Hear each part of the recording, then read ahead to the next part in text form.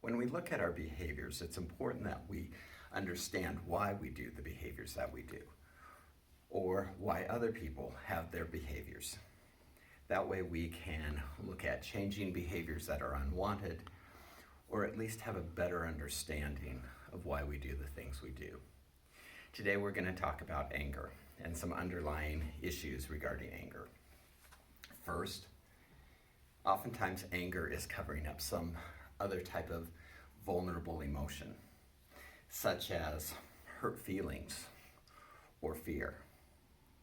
If we're afraid of being vulnerable, we're more apt to go to anger and be quick to go to that anger. If we want to work on our anger, we need to identify those underlying feelings and we need to acknowledge them to ourselves and to the other person that we're talking with or angry about. That really hurt my feelings.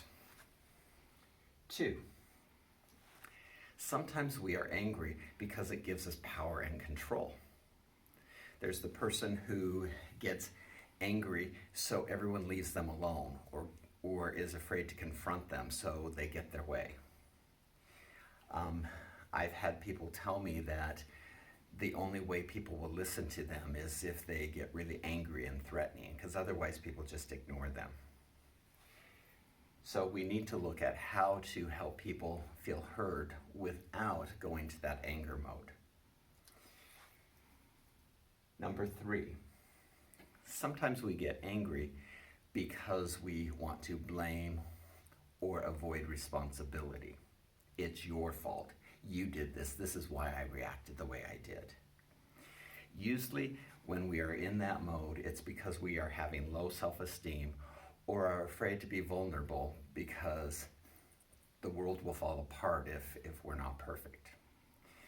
So if we build our self-esteem and feel good, then we can take responsibility for the mistakes that we make.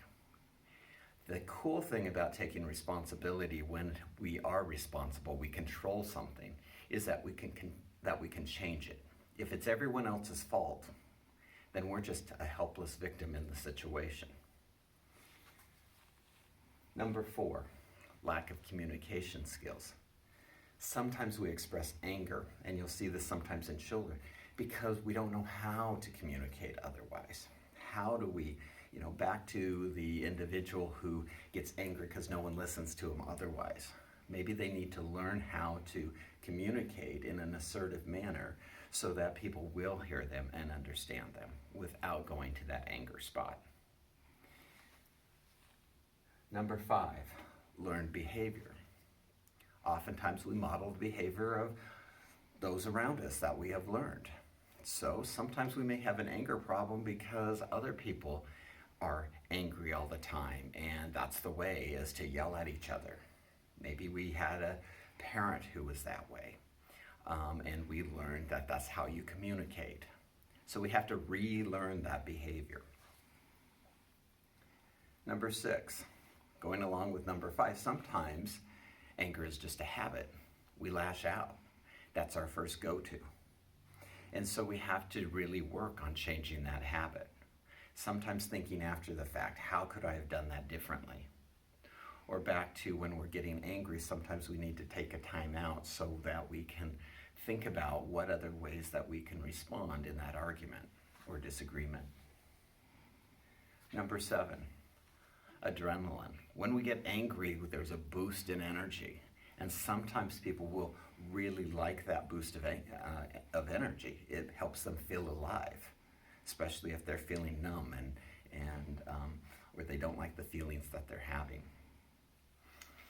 Again, understanding why we are getting angry can help us look back and decide how can we address it, or how can we address it with others. If we're dealing with our children who have an anger problem, is it because it's a learned behavior, then we may need to work on anger ourselves? Or is it a lack of communication skills? We may need to help them and teach them how they can communicate in a different way. Now, we all get angry. Anger is a part of life. So I oftentimes say anger doesn't get us in trouble. It's how we respond to that anger. It's the outward reaction to that anger that can get us into trouble. So think about that. Thank you.